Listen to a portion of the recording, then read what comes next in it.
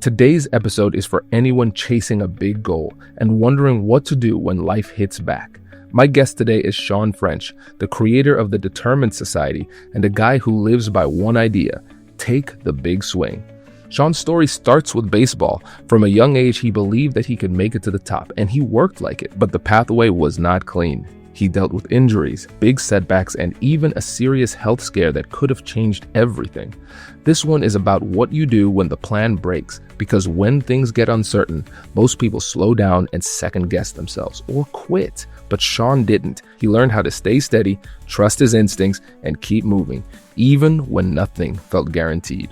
If you've ever felt tested, off track, or close to giving up, you're going to take something from this episode. Let's jump in. All right, man. We are following up our incredible conversation that we just had on your show. And now welcome to my domain, my friend. Thanks for coming. Dude, thanks for having me, man. I got to tell you, dude, we do shows all the time, man. And it's always a breath of fresh air when you cannot just have a good conversation, but you can make a friend that understands kind of what you're going through, not just as a professional, but as a man. So dude, I'm elated to be on your show and happier that we were able to strike up a friendship in such a quick time. Hell yeah, man. It's so great. And audience, you will see why Shawn and I have this budding bromance. So Shawn, when we started the call, I told you about this mentality, the big swings mentality. And the hypothesis is if you have the mindset and skill set to hit the ball out of the park, the only thing that holds you back is your willingness to take a big swing. And one of the many things I respect about you is that you have been taking big swings your whole life. And I just want you to just walk us through some of the biggest decisions that you've made, the biggest risks that you've taken, and how it shaped you as a man. Man, I can go all the way back to being a childhood, bro. And that's a great question. First and foremost, I grew up in a family that I was surrounded by baseball players. Okay. My uncle was amazing. He ended up playing minor league baseball for the Expos. My cousins played collegiate baseball, Division I in California, St. Mary's, and at Sac State. My uncle and one of my cousins played together at Sac State. And early on, I was just taught like the sport was the way. It just wasn't a sport. It was life. Like how they operated their day to day for me was very intriguing, seeing the relationships they built through sport. And for me, growing up around that, all I wanted to do was be my uncle. That's all I wanted to do. My whole thing was I wanted to be like my Uncle Brian. I wanted to do what he did because I would see him come home from American Legion game just covered in red clay. I'm like, hell yeah, I want to do that. So I would go to every single baseball game. And what it built me into is this kid that you couldn't tell me nothing. I was going to be a Major League Baseball player. I was going to go win a College World Series. I was going to do all this stuff. But during that time, there was a lot of setbacks. There was a lot of injuries. You know, my mom and dad gave me everything I needed in order to get better at baseball. So I was always trying to not just play. I mean, it wasn't just about playing. It was about building my life. And so early on, I took this risk by not doing great in school and took the big swing and said, I'm going to be a Major League Baseball player. And you can piss off if you don't believe me, right? But I'm going to go do this. And so early on, I've always been very prone to go all in on something, right? It's just, if I believe something and I believe this is the way, I'm going to double down, probably triple down on it. And I'm going to keep my blinders on. And there's nobody that can tell me any different. Right. And so I ended up playing high school baseball and I was good, but I was out of shape. And then I went to junior college and I got in great shape. And then I had a blood clot that I almost died from, and it kept me out a whole year. I lost my University of Louisville scholarship offer because I was hurt and no one knew if I was damaged goods or if this was just temporary. So I was on blood thinners for 7 months. And I was pretty much bubble boy, man. I couldn't get nicked. I couldn't get a bruise. And I decided that I was going to stick with it, man. I was going to stick with it. And then I came back my third year of junior college and I went to a different school. I took the swing transferred out and performed at another school. And then I had my choice of schools. And this is where it gets interesting. You want to talk about risks. So I had a lot of different offers from smaller Division I schools and some D2 schools and some NAIAs, D3s, but I turned down full rides for a small athletic scholarship to go to Louisiana State University. Because I grew up watching LSU win College World Series titles. So for me, it was like, okay, there it is. I'm going. And I signed with them a week and a half after they won the 2000 College World Series, dude.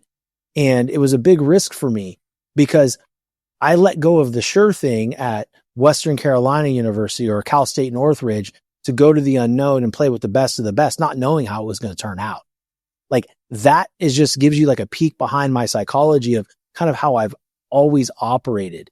And it didn't turn out the way I wanted it to. I got injured and I didn't turn into the baseball player that I wanted to be. But ultimately what it did is it allowed me to see things in a bigger picture but also to understand that your intuition, Shawn, is always going to lead you down the right path as long as you're connected with yourself and asking yourself the right questions and being connected with yourself. So for me at that point and going into my adulthood and now as a husband and a father of 3, I make very calculated decisions. Some people may think they're erratic decisions, but for me, I've been thinking about them a long time. And I know no other way, Kwame, than to take a big swing. Yes. Oh, Shawn, this is so powerful. This is so powerful. And you said something really important. You said you ask yourself these questions so you can become in touch with who you are, what you want, and also in touch with your intuition. So that's one of those elements of internal negotiation that people often miss. They focus on talking to other people, the external negotiation. They don't think about what happens inside. And so take us through your process because determination is your thing. You've like owned that word in a powerful way, but I want to see beneath the surface. What do those internal conversations look like for you? I'm going to tie it to the show if that's fair. Yeah. So I remember, but I got to go back a little bit. I remember everybody has, I think it's an American thing. I don't know, but like every American young man has those pivotal points with their dad in the garage or in the driveway. And he says, hand me this tool and you grab the wrong one and he loses his shit on you. Like, yes. I mean, like, dude, like I had so many moments like that. And one day my dad asked me, he's like, what are you going to do if you don't play baseball? You don't have any other skills. You can't work with your hands. He goes, hell, you don't even know what a wrench or whatever is. And I just go, well, I can talk really well. I can have really good conversations. He goes, dude, you can't make money doing that. I'm like, you might be right. I don't know. But I took that.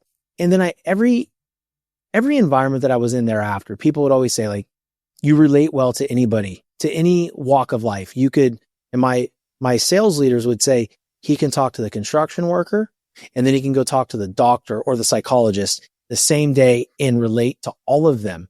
So what I didn't know is all these years I was building this capacity to have meaningful conversation.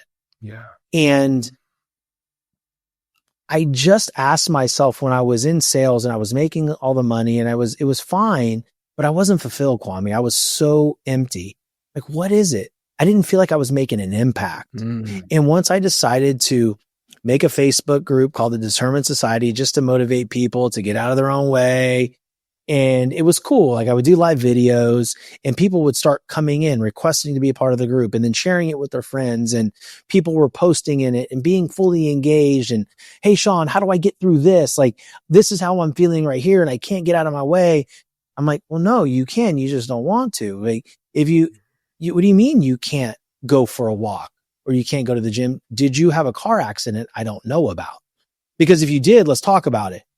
But if you're fully capable, it's not a matter of can't. It's a matter of you're not willing to. You're not willing to do the hard thing. And it started resonating with people. And they would come back with things like, they'd send me private messages. I really want to be pissed off at you right now, but I can't be because you're right. And I said, hey man, all I'm doing is coaching me through you. That's all I'm doing. I'm giving you this conversation and these tips because this is what I struggle with. And so one day I'm driving down the road and it was like my brain exploded. Like I saw, it was like Good Will Hunting. It was like really weird. Like I'm like tasting colors, bro. I'm like, this isn't a Facebook page. This could be a podcast. And I'll talk to local people about their success, and then they can, give the audience their recipe for how they accomplish what they accomplish, whether they're a state championship baseball coach or whether they're a sales professional, an attorney. I wanted to give people this value of what it takes to be successful for their own lives. In the internal dialogue that you're talking about, I started thinking I was crazy. And I'm like, wait a second. What are people saying about you? Like, what are the conversations that people have had with you about your ability to communicate?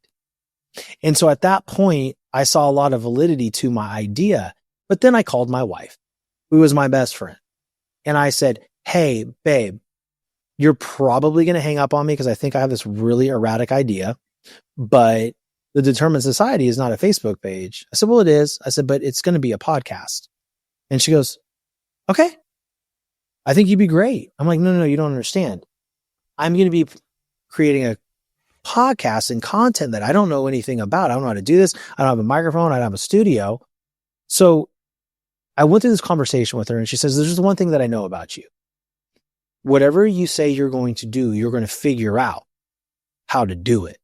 So if this is something you want to do, you have from now until you get home to work through that and then execute it. I said, oh, okay. So I went to the hospital for work, and I sat there in the operating room, and I'm halfway through this surgery, and the doctor didn't need me there. I'm like, yeah, I'm out.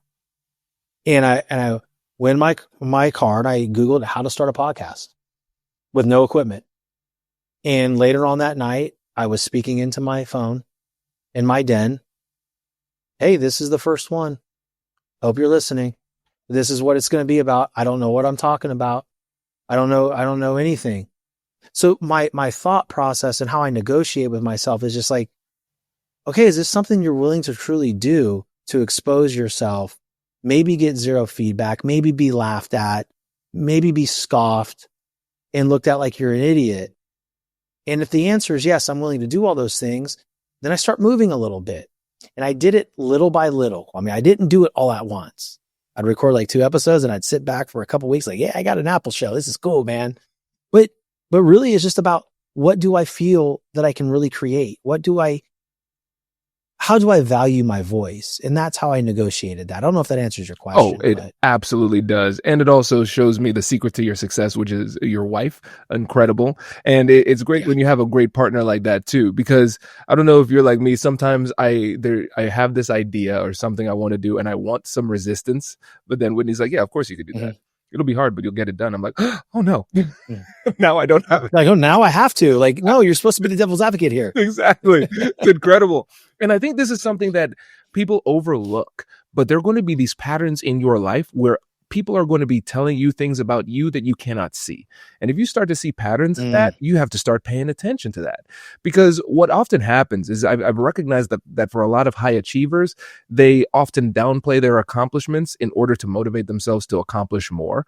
And so it's often hard for them to accept compliments. And so sometimes I have to slow down my ambitious, overachieving friends and just say, hey, listen, seems like you're struggling with confidence here, but when it comes to this particular task, what do people say about you as it relates to that? Oh, they say I'm good. Oh, no, specifically, what do they say? And then they give all of these responses and that are highly detailed with a lot of evidence. And I said, okay, cool.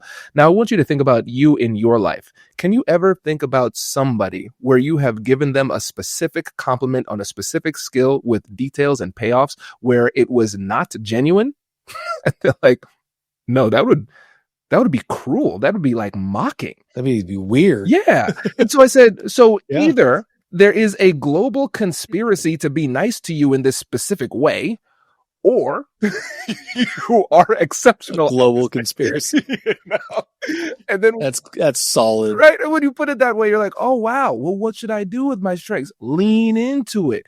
Because what's so funny is that when you think about, there's a lot of well-meaning advice out there about strengthening your weaknesses, and I think that's important in a lot of cases. But what's interesting is that we should be more focused on doubling down on our strengths, doubling and tripling and quadrupling down. It's like, if this is the thing that I'm uniquely good at, then I should focus on that. Like if I'm Victor Wembanyama, maybe I struggle with crawling into small spaces, and maybe I could spend time getting better at crawling into small spaces. But if I'm 7'5", maybe I should play in the NBA and focus on that.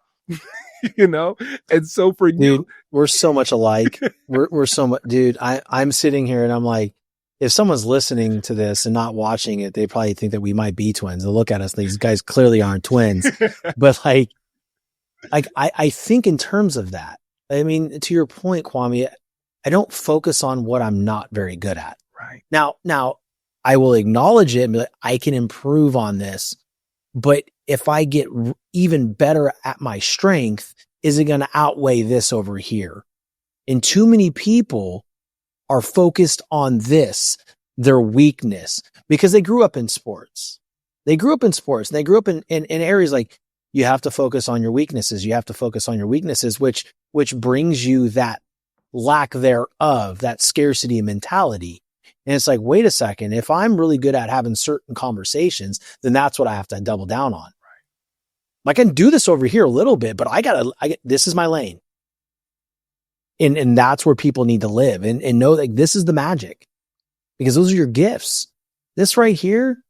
Okay, cool. Work on it a little bit, but don't let it destroy you. So true. That's the thing. It's like, okay, am I going to be more successful and happy because of my strengths, or because I got my weakness to a moderately acceptable level?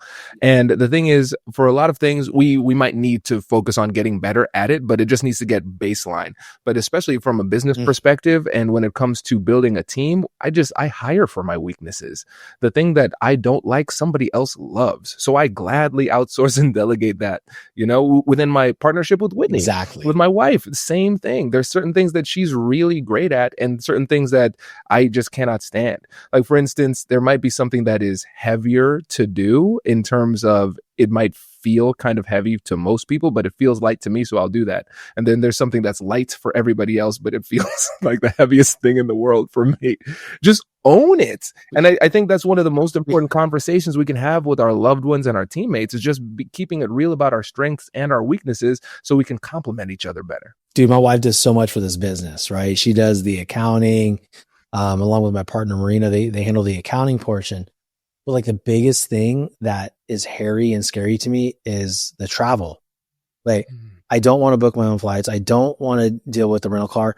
That stuff's easy for her. She does it like in her sleep and cross-eyed. Like, she can be like, and like book the best flight ever. I'm like, oh my God. When she does it for me, I'm like, thank you so much, baby. She goes, I just booked a flight. I'm like, no, you don't understand. I don't understand the logistics of this.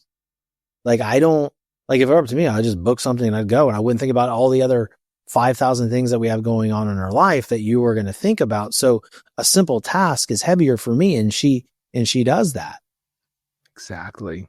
And that's the thing. I think, and I'd like you to talk about this too, because I can hear it in the way that you handle yourself, but I don't think it's something that people who just interact with your brand, who see the confident guy who is successful in baseball, now successful in podcasting, they might not recognize just how powerful humility has been as a driver for you.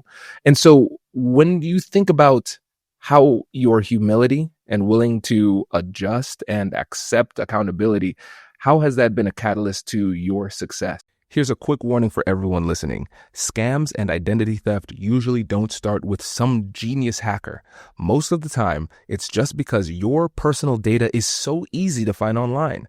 I'm talking about people search sites, shady directories, and places where anyone can pull up your address, phone number, and even your relatives' info. And then they use that leverage to impersonate you or target your family, and that's how these scams usually work. That's why I've been using Incogni. Instead of you spending hundreds of hours manually trying to opt out of these sites yourself, Incogni just automates the whole thing. They act as your proxy, taking down your data and demanding its removal from databases you've probably never heard of. And the thing is, this isn't just a one-time fix. Data has a way of popping back up, so Incogni continuously monitors these sites in the background background to make sure your information stays deleted. I personally recommend the Family Unlimited plan. It's the best way for you to cover your entire household. It includes custom removals, so if you ever find a specific page exposing your family's info, you just send Incogni the link and their privacy experts handle the manual takedown for you. You can get your data back risk-free with Incogni's 30-day money-back guarantee. And if you use the code ANYTHING at incogni.com/anything, you'll get 60% off an annual plan. Again, that's incogni.com/anything. Code ANYTHING. If you're leading a lot of meetings, or if you're in meetings back-to-back all day, you know how mentally demanding that can be. You're trying to stay present, you're contributing, you're thinking strategically, but part of your brain is also tracking action items, decisions, and follow-ups. That's why our team uses Granola. Granola is an AI-powered notepad built for the way real people actually meet. Here's how it works. You take rough notes like you normally would, and in the background, Granola securely transcribes the meeting, and when it ends, it turns everything into clean, structured notes that are actually useful.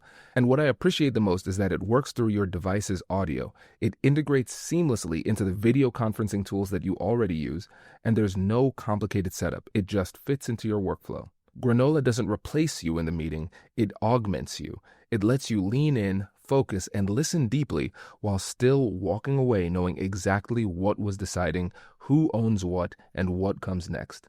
Before Granola, our team would spend extra time cleaning up notes and double-checking details.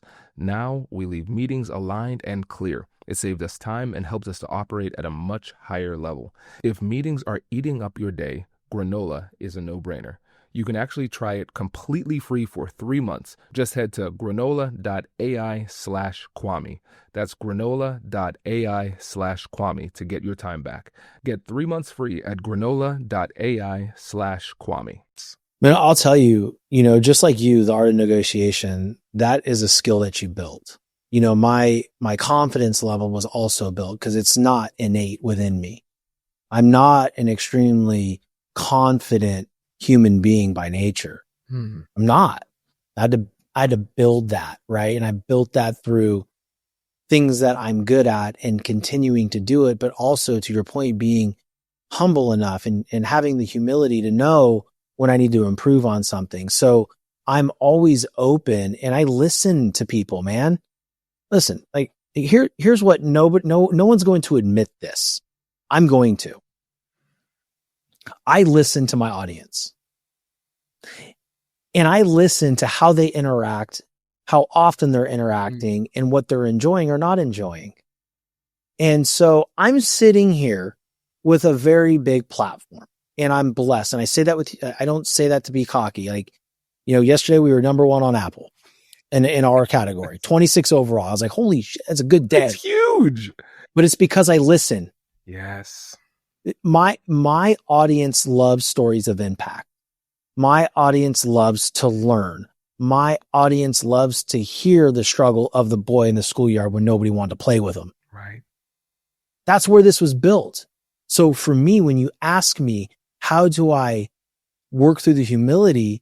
I could sit there at saying like, analytics say otherwise. Piss off. Right? Or I can say, and again, that's the first reaction. That's the first reaction. That was my initial reaction. And then I said, you know what? Maybe they're right. Maybe they're right. And if they are right, how long can you sustain these analytics if you don't go back to your roots? So I made the shift. And it's been the best 2 weeks of recording I've had in a very long time because I'm fully vested in these interviews. And you were one of them, right? And so, like, the answer to that question is very nebulous, I guess, but we have, no matter where you are in your career, and I really want the audience to dive in on this, no matter where you are in your career, there's always someone better. There's always someone better that is outperforming what you're doing. And you would be crazy not to listen to people that are giving you rational feedback. Right. And so I have to play this game where I go, okay, is this a rational feedback or is this jealousy? And if it's over here on rational, then I have to respond. And so I pride myself on listening, because if there are no listeners, then what I'm doing is just noise. It means nothing. It's powerful, Shawn. And really this I have a very similar perspective. When I think about humility, I think about humility as accuracy, right? So for me, when you said, yeah, I was number one in the category, that wasn't arrogant or cocky. It was a statement of fact. It's accuracy. So you can still speak about your strengths and skills and accomplishments with humility, as long as you're being accurate. And then when it comes to that same concept, it's like, hey, listen, I know a lot about what I know, and that still pales in comparison to everything that I do not know. And that is also accurate. So listening is a superpower. And we often think about listening as a charitable skill that we do for the sake of others, and only because we respect them and we're doing it as like a benefit to them. No, it's a benefit to us too, because they have information that we do not have. They see you in ways you can't see yourself. And so you have to be humble in order to recognize there are going to be some gaps in your knowledge that they can fill. And then you listen to see if it's legit. Every once in a while, you're going to get haters, and then you can put that to the side. But a lot of times, it's just genuine people trying to help you and helping you to see things that they know you might not see. And then when you use that and put it into action, then everybody wins. Because what you and I do is service driven. Right. It really, truly is, right? I mean, my goal with my show was to help people, is truly to help someone get through something hard that they are going through. And it is my job to listen, because that might be the person that needs to hear something. Right. That might be the person that needs to hear a Shawn and Kwame episode. That might need to hear about how to have that hard conversation with their spouse or their boss or their sibling. Like, all this stuff matters. And the thing that drives me crazy about people in our industry is that when they put shows out, it's about them.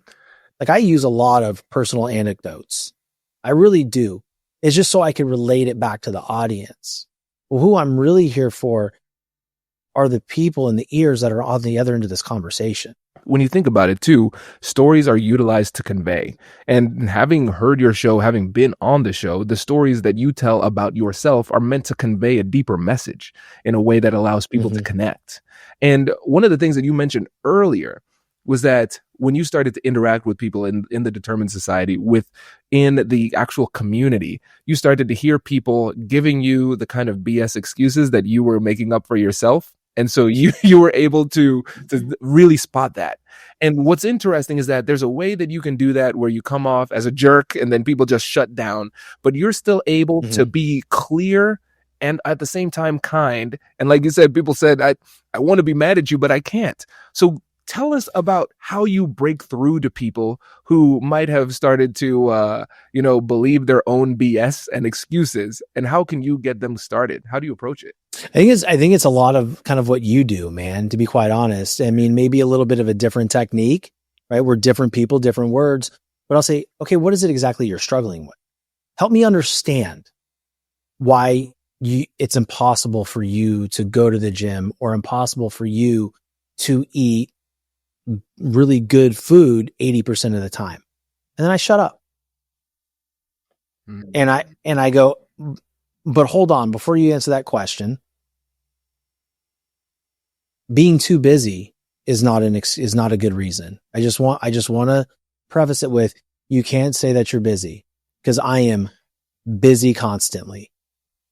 Okay. And they'll go, well, I wake up in the morning and it's hard for me to get to the gym because I got to get the kids ready. Okay, great. I have 3 kids. That's beautiful. So walk me through that. What time do your kids get up? Oh, they get up at 6. I'm like, okay. What time are you getting up? Like, well, they come in, they wake me up. I'm like, whoa, your kids beat you awake? And then I dissect that. I said, hey man, the only time my children ever see me sleeping is on the weekend, on a Sunday.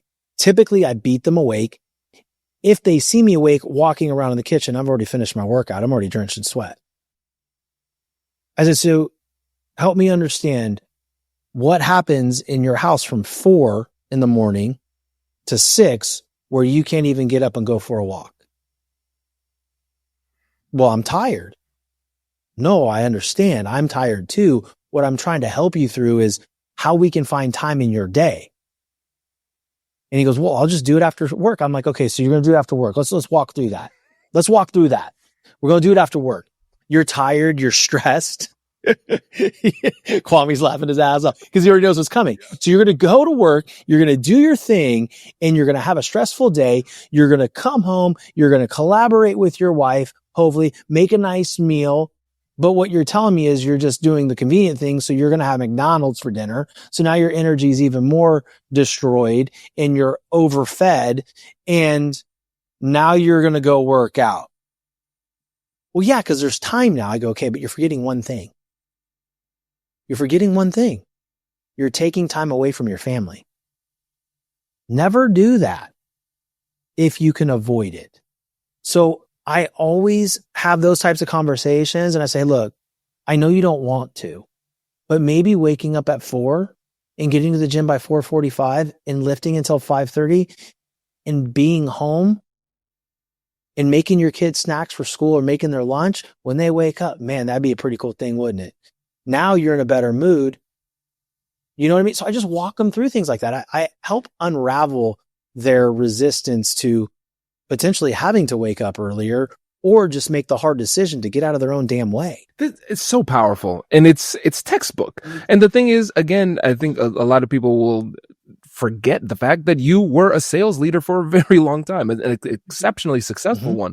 So we already know that you had a strong base of communication skills just innately, but then you also have the ability to be more targeted with the sales approach too. So how much for you is nature versus nurture when it comes to your ability to connect with people in this way? I don't know. I think it's more of, this one's always confused me. I know I was a psych major too. This is embarrassing, but I'm always very real, right? So nature is just kind of by way of who you are, and nurture is kind of how you become through certain things that have happened to you in your life. I mean, for me, it's all nurture, right?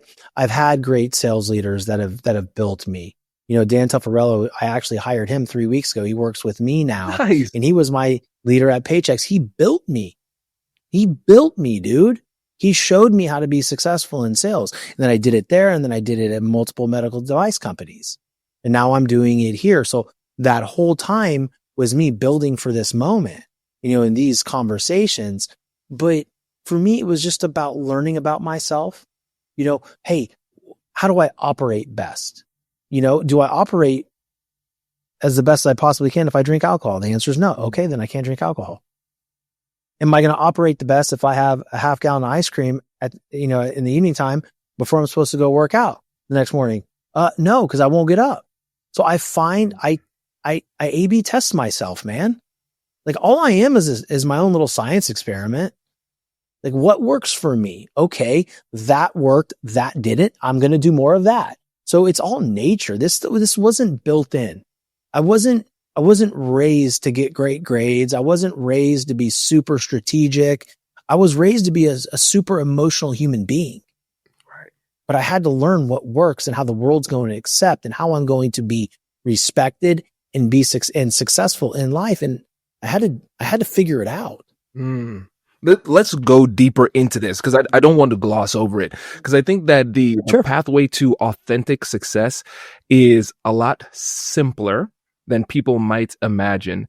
But it can seem complex if you don't understand the process. And so walk us through again, when you're talking about turning yourself into your own experiment. I love that framing of it. What does it mean? What does it look like? And what makes it so hard for people to actually do? I think like the example you gave on my show about looking at the mountain in Arizona. Yeah. Everybody has their mountain. Sometimes it's figurative. Sometimes it's literal. Like that situation, that was a literal moment for you. So I look at who I want to become, right? Do I want to be the dad that's ashamed to take off his shirt on vacation? Or do I want to be a separator, right? Do I want to be the one like my kids go like, that's my dad. He's a dude, right? Do I want to have an okay show, or do I want to be a premium show that one day people look at me like they look at Joe Rogan, and he's the GOAT, right? I respect him. I respect him tremendously. So I look at the North Stars and I say, okay, what's it going to take to get there? Like, what are the moments? What are the things? What are the smallest, minute, micro movements that I can do today to get to there? And then I just focus on those things, right? And so when I negotiate with myself, or when I think about how I'm going to build this science experiment, it always starts off with the North Star. What do you want? And to the best of my ability or my hypothesis of what it's going to take to get there, okay, are you willing to do it? Yes or no, Shawn? Are you willing to wake up at 4 a.m.? Are you willing to do 150 episodes before anybody knows your name? Come on, dog. Like, we know the game. Oh, yeah, man. How many shows are out there in the United States? Six million plus? 6 million plus? And some people think you can do it in 20 episodes? Get freaking real, man. Get real. So I look at all of those things and like, okay, what do I need to do step by step? Right. And for a long time, it was just the show. And this is where the science experiment kicks in. It was just the show. Determination, discipline in the show. But I was 228 pounds and 31% body fat, and I have a show about determination and discipline. The fuck do I know about determination and discipline? Look at me. So I went to my friend Jeff and I was like, hey, this is the problem I'm having. Like, I can't get off the couch unless I'm recording. Like, Kwame, this time last year, I was in a severe depression and nobody would know it. Nobody knew it. And it was all because, not because my life was bad. It was because I was making the decision to do the easy thing, which is eat whenever, eat whatever, not exercise, and then talk about determination and discipline. Like, how ironic is this, right? And so I said, okay, I need to fix this portion of me because it's my one thing. It's my one thing. This has been my vice my whole life. You get in shape, you get out of shape. You get in shape, you get out of shape. It's like this, this sick cycle I'm in, and I can't get out of it. And so I said, okay, I need to fix this. And so I reached out to another man for support. In the first week, I lost 8 pounds. The next week, I lost 8 pounds. And then by the time January hit, I was almost sub 200. And I'm like, what the hell's going on? But here's what's interesting. The way people perceive me and the way people interact with me changed. It wasn't because of how I looked. It wasn't because of how I looked. It was because of my voice changed. It used to be F word every other word in my show. It used to be very energetic. And then it turned into more well-spoken, more intellectual. I was smiling more. And that shift brought investors. That shift brought a publicist. That shift brought, signing with an agency. That shift, that science experiment of me taking that mess that I was physically and mentally at the time, by the way, because of that, shifted me into a different space. And it was because I decided to see what worked for me. Is it hormones? No, it's not just hormones. It's also nutrition. Okay. Well, what type of nutrition? What do I work best on? Okay. Well, I don't like keto because that's miserable for me, but I could do carnivore 365, 24/7. So now I know through my experiment with Jeff, my guy, Jeff Delaney at T Clinic goes, okay, you operate best on a modified carnivore. We're going to bookend your workouts with carbohydrates. We're going to have fruit or intracarb, and then we're going to have fruit after. And then after that, and then those are protein. And then after that, it's just all protein for you. Your body works best on that. Your brain works best on it. That's how I figure myself out. It's through A/B testing. It's through the work, man. It's not about the diet. It's not about the GLP-1s. It's not about the testosterone. It's not about any of this that your audience might be hearing right now. It's the decision to test and figure it out and do the damn work. Wow. You're so right. And see, that's how you can see it is both simple and complex at the same time. Because if somebody doesn't know the method to the madness, they're like, what? He's doing a little bit of everything. But no, it is a series of micro experiments, but also the commitment that you made to yourself to do what works and then be real about what doesn't work. Because there are a lot of things that don't work that feel great in the moment. Right? Yeah. So come on. Binging on ice cream feels great. Yes. In the moment. Pizza. Yes. We all have our vices. And it's about keeping it real and just saying, but what is the ultimate goal? Who do I ultimately want to be? And I think when you think about it in terms of identity, not in terms of achievement or what I'm going to do, but who I want to become, then we can see the gravity of these decisions, because that's how you realize, wait a second, it is not just about who I currently am. It's who I can, with intentionality, build myself to be brick by brick. And it's all of these micro experiments that lead to the compound effect of the man you are today. And I really wanted to make sure that you had the time to break down how well that worked. No, man, thank you. I mean, this is really powerful. I appreciate it. And I also look at this one thing too. How do I want my kids to view me? Do I want them to see me as lazy? Do I want them to see me as disengaged, lack compassion, lack drive? No. So the only way I know how to take care of myself energetically is to move my body and to watch what I put in my mouth. Okay. And execute things and do really cool stuff. And a lot of times my son always asks me, he's like, hey, your show, like, I listened to it the other day. I used to freak out when he did because I was like, dude, there's too many curse words in there. But I'm like, oh, cool. What'd you like? He goes, Dad, I just like your mind. I'm like, tell me more about that. He goes, you're my dad and I see you as my dad. But when I'm listening to you, like I'm listening from he goes, I don't know how to explain it. He's 12. I go, you're listening to me from a different point of view, like to where you're open and you're listening to learn instead of like, okay, my dad's talking. Right. And you get caught up in the lessons. And he goes, I didn't understand you struggled with all this stuff. I didn't understand you struggled with patience with us. I didn't understand that your whole mission is to be happier when we get home. I was like, man, you mean everything to me. I'm getting emotional. I was like, because I love my parents, but I grew up in this, it was contentious at times. Like I'd say 80% of the time it was a fight. It was an argument about what's for dinner. Well, what do you mean what's for dinner? You were home all day. Why didn't you cook dinner? Like, I don't want my kids to listen to that. And so I'm super, super aware and dialed in on my kids' experience with me and my wife in our household. And so when my kids learn about stuff that I struggle with and they see me taking action, it shows them that they can do whatever they need to do. They can change things. There's no longer this is just who I am. That doesn't play here. Right. Doesn't play in my house. Right. Man, that's powerful. That's powerful. And again, I think when we have something to fight for, someone to fight for, I mean, it makes it really clear what we need to do. And one of the things that I started to do is, be more vulnerable with my kids and let them know when I'm struggling. Because because when they're young, you're Superman. And that's nice. That's very validating. But then I recognize it can be as damaging as it is validating too, because then they say, well, my dad never struggled with it. He always made it look easy.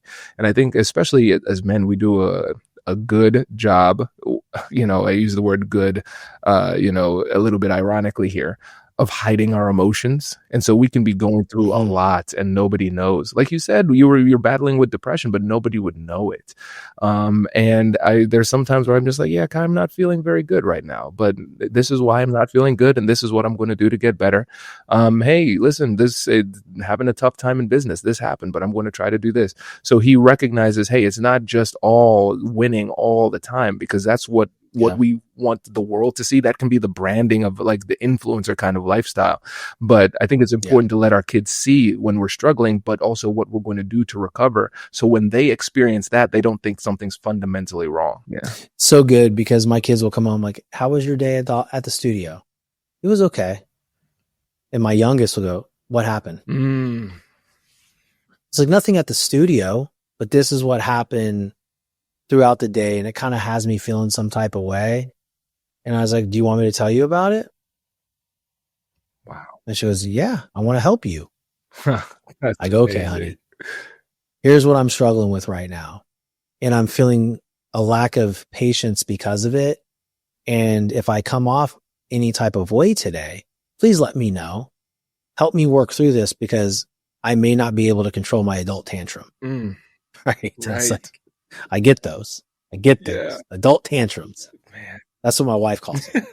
This is incredible. Man, I feel every time we talk about our kids, and then we both get emotional. It's how it goes. I love it. Dude, it's great. We should start, you know what we should do, Kwame? We should start our own show called the Crying Bros Podcast. Oh my gosh. I think that's necessary. Very cathartic. Shawn, before you go, I want to make sure we get Simone in. He's always listening. He has great questions. Want to make sure he gets an opportunity to get a question in before we wrap today. The question is about doing what works, but sometimes we love to do things that maybe are not working on our lives. So let's say I love basketball, but I am very good at baseball. So what path should I follow? The path that is working for me, or the path that I love and I'm not so good at? I understand the question, and the answer is very complicated. It's a great question. So I'm going to go back to me being in corporate America and being a very good salesperson. I was very good, right? I was always making a good amount of money. We didn't want for anything. But then there's this other thing over here. I love being on the microphone, and I love having conversations. I was really good at this, and I was really good at this. But I'm like, okay, well, how long can I do this over here in corporate America and still keep my sanity? I've got someone checking in on me every 5 minutes. I'm a grown ass adult, right? And I'm building somebody else's dream. When are you going to build your own dream? And so I sat there and I said, okay, what is going to fulfill me more?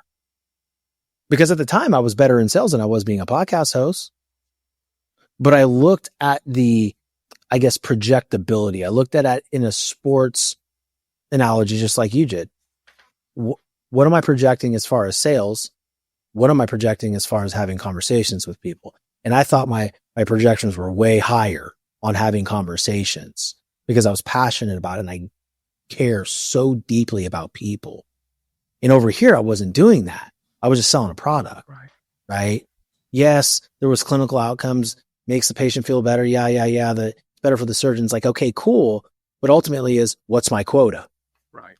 My quota over here is, if I've got 5 conversations that week, they need to be 5 amazing, impactful conversations. I'll take that bet any day. So that's the long answer. The short answer is, I look at what I'm going to be fulfilled in the most long term. And it may be a really bumpy road in between, but that pales in comparison to being over here and being miserable, and then taking the long road and fighting through it and having massive success and being fulfilled. That is powerful. It's a great question. Man. Oh yeah. It's a fantastic question. And again, listeners and Shawn, you need to know Simone is amazing. So he has his own podcast. It's the #1 Spanish negotiation podcast in the world. And he's potentially, potentially on the brink of a book deal. So listen, I want my boy to fly. He's crushing it. So you follow your dreams. That's awesome. You follow those dreams. I did leave out, I have a book coming out in 2027. How can you leave that out? I don't know. Like, listen, I'm a work in progress, Kwame. Okay. It's more important for me to have the conversation and people get to know me than to promote a book that's not even out yet. But, I value the back and forth much more. Yeah. No, man, we appreciate you, brother. And you have an open invite once that book does come out, because we want to hear from you. Thank you. So again, before you go, just let the listeners know about the podcast and the incredible work you're doing so they can connect. Yeah, if you guys are looking for real conversations on determination and discipline with amazing individuals like Kwame, who is on my show, it's the Determined Society. We're on all platforms, Spotify, YouTube, Apple. We're in society culture, and we're number one on society and culture. Sean Ryan will probably bump me off sooner or later, but we're in that category. But what we really try to give on our show, guys, is real insight to real life and having real conversations, how to navigate those hard points and those turbulent moments so you can chip away and have a brighter future. So if that's something that you're into, check out the Determined Society.